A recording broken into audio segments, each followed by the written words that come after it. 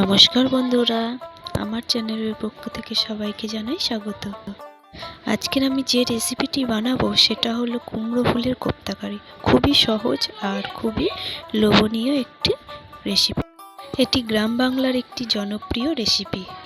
এটি অল্প উপকরণ দিয়েই এই রান্নাটি খুব সহজভাবেই তৈরি করা যায়। এটি আমিষ নিরামিষ দুভাবেই করা যায়। তো চলুন তাহলে শুরু করা যাক।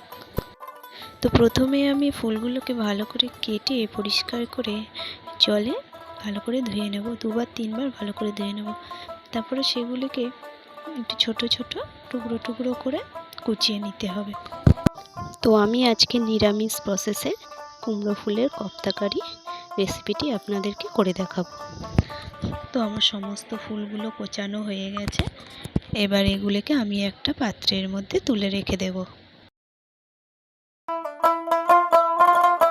এবারে সমস্ত উপকরণগুলি এক এক করে অ্যাড করব, যেমন কাঁচা লঙ্কা কুচি, নুন, একটু কালো জিরে আর বেসন দিয়ে ভালো করে এটাকে অল্প একটু জল দিয়ে ভালো করে মেখে বেশ কিছুক্ষণ রেখে দিতে হবে।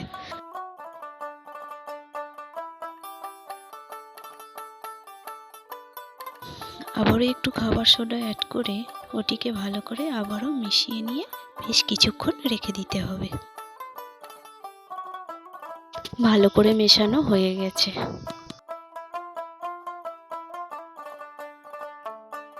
ওটা বেশ কিছুক্ষণ থাক, ততক্ষণে এদিকে আমি সবজি পাতিগুলো এক এক করে কেটে রেডি করে নিই। আজকের করব বেগুন আলু দিয়ে কুমড়ো ফুলের কোপ্তা কারি।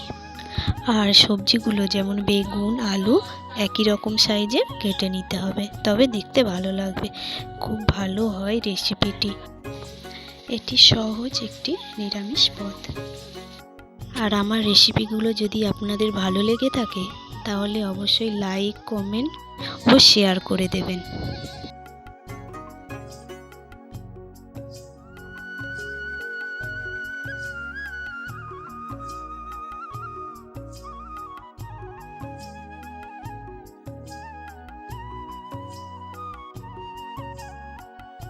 আমার সমস্ত সবজি কাটা হয়ে গেছে। এরপর আমি কড়াইতে বসিয়ে দিয়ে তেল গরম করতে দিয়ে দিলাম। আর তারপর বড়াগুলো গোল গোল আকারে দিয়ে ভালো করে এপিট ওপিট করে লাল লাল করে ভেজে নেব।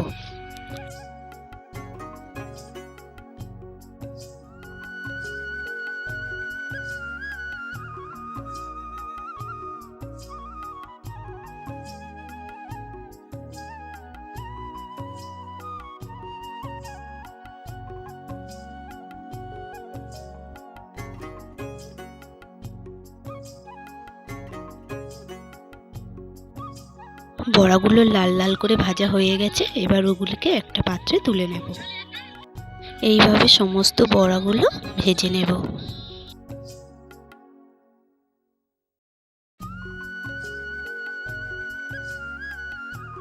তো আমার সমস্ত বড়া ভাজাগুলো কমপ্লিট। আর কত সুন্দর হয়েছে দেখুন, একেবারে ফুরুলের মতো। তো তারপরে তরকারি করার জন্য যা যা লাগবে এইগুলোই সব আমি উপকরণগুলো এক এক করে রেডি করে নিয়েছি।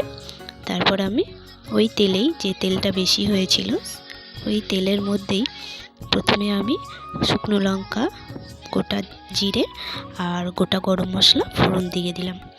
তারপরে একটু সেটাকে নেড়ে চেড়ে দুটো কাঁচা লঙ্কা দিয়ে তারপরে বেগুন আলুর টুকরোগুলো দিয়ে ভালো করে কষিয়ে নিতে হবে।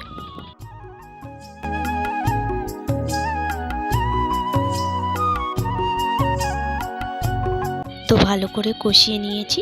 তো তার উপরে একটু সামান্য নুন, একটু লঙ্কা গুঁড়ো, একটু হলুদ গুঁড়ো আর সামান্য মশলা, ভাজা মশলা গুঁড়ো দিয়ে আবারও ভালো করে ওটাকে কষাতে হবে।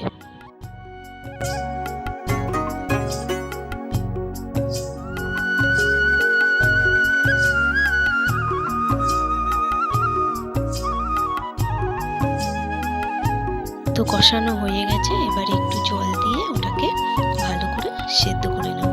একটু বেশি পরিমাণে জল দিতে হবে, তা না হলে বড়াগুলো দিলে তো জলটা টেনে নিতে পারে, তাহলে ঝোলটা আর থাকবে না, একদম শুকনো মাখা মাখা হয়ে যাবে, তাতে অসুবিধা হতে পারে।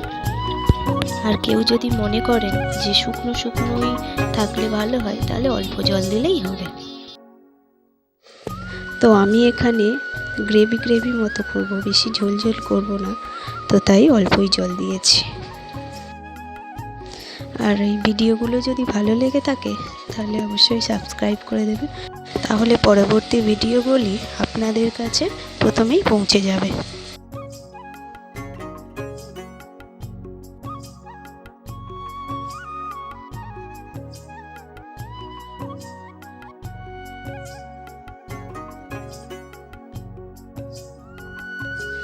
তো আমার রান্নাটি কমপ্লিট হয়ে গেল, এবারে নামিয়ে নেব। আর কেমন হয়েছে বন্ধুরা অবশ্যই জানাতে ভুলবেন না। তো আজ এই পর্যন্ত, ধন্যবাদ।